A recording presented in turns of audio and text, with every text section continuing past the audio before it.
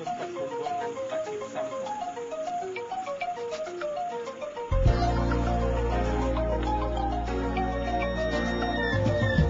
Lokasi TPA di Puwatu merupakan lokasi pembuangan akhir sampah dan limbah warga kota Kendari. Setiap harinya produksi sampah warga kota mencapai 600 meter kubik. Produksi sampah ini mengalami kenaikan setiap tahunnya. Untuk itu harus ada pengelolaan yang benar terkait sampah dan limbah warga kota. Untuk mengantisipasi tingginya produksi sampah yang ada, pemerintah kota memperkenalkan cara pengelolaan sampah. Pengelolaan sampah tersebut diharapkan bisa meminimalis produksi sampah, sehingga sampah dan limbah yang dibuang di TPS yang kemudian akan diangkut ke TPA benar-benar sampah atau limbah yang sudah tidak dapat dipakai lagi. Sistem 3R, di mana mulai dari rumah tangga itu sudah mulai ada pemilahan. Kemudian dari rumah tangga ke TPS itu sudah ada, makanya di TPS itu sudah harus ada bilik-bilik. Jadi mulai dari rumah tangga itu sudah mulai dipilah, apa yang bisa dimanfaatkan oleh masyarakat diambil, kemudian sisanya ditampung, bukan dibuang, ditampung di TPS. Nah, itu adalah kewajiban masyarakat atau tugas masyarakat untuk sampai di TPS. Kemudian nanti dari TPS juga itu nanti tugas dari Dinas Kebersihan untuk mengangkut ke TPA sini. Ya, itulah. Jadi mekanismenya seperti itu. Sampai di TPA sini ini masih ada juga pemilahan.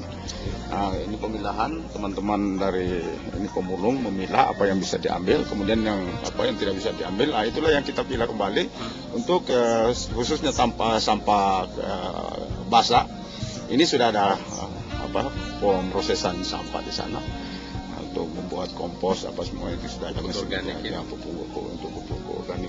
Pak, tadi yang 3R itu maksudnya apa saja itu 3R itu? Ya, reuse dan recycle. Jadi mulai dari penekanan sekecil mungkin volume sampah yang akan dibuang itu, kemudian pemanfaatan ulang, kemudian daur ulang. Ya, jadi pemanfaatan itu artinya tanpa didaur dimanfaatkan kembali, kemudian recycle itu didaur ulang. Rosnia Fikri, Kantor Berita Suara Kendari.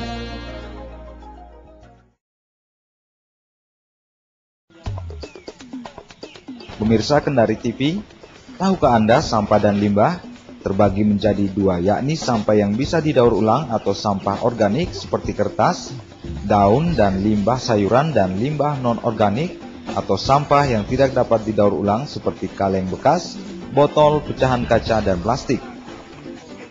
Sampah-sampah tersebut dapat diolah kembali menjadi sesuatu yang bermanfaat. Misal saja sampah non-organik semisal kaleng bekas, kertas dapat dibuat untuk kreasi lain. Sementara untuk sampah non-organik dapat didaur ulang untuk pembuatan pupuk kompos.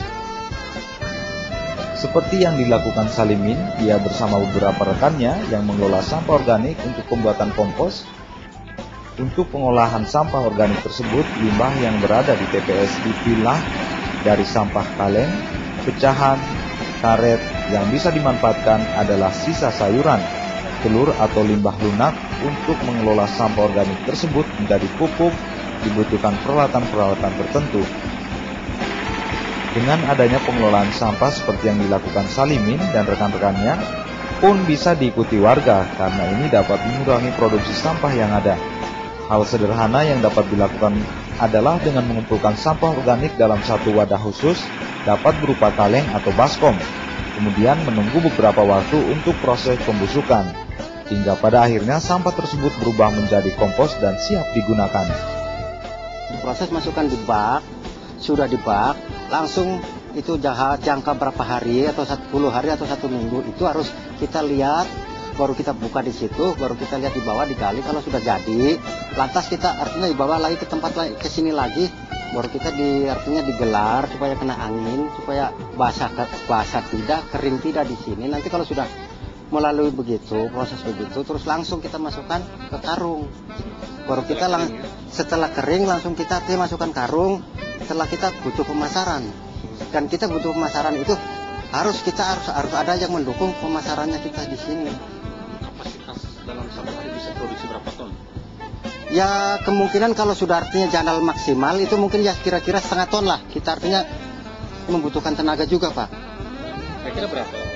Ya kira-kira 4 orang 5 orang lah. Karena lihat sendiri Bapak sendiri kan kita punya kerjaan di situ harus memilah, harus ada yang menjolo, harus ada yang di sini, begitu ada yang menggaruk, begitu itu setengah mati kerjaan begini Pak. Kalau misalnya terus kemampuan ini sendiri berapa ton? Kemampuan mesin ini? Kalau kemampuan mesinnya saya belum tahu ini. Kalau saya sendiri yang pernah sudah alami ini kemampuan mesin. Kalau pakai berjalan ini nonstop saya tidak pernah mati ini mesin. Satu hari kita bisa artinya bisa layani. Nah, itu pun saya tergantung dari solarnya. Ini mesin tergantung solar dengan kapasitas ini air tuh harus masuk terus pendingin. Rosnia Pikri, Arbiansa Abdu, Kantor Berita Suara Kendari.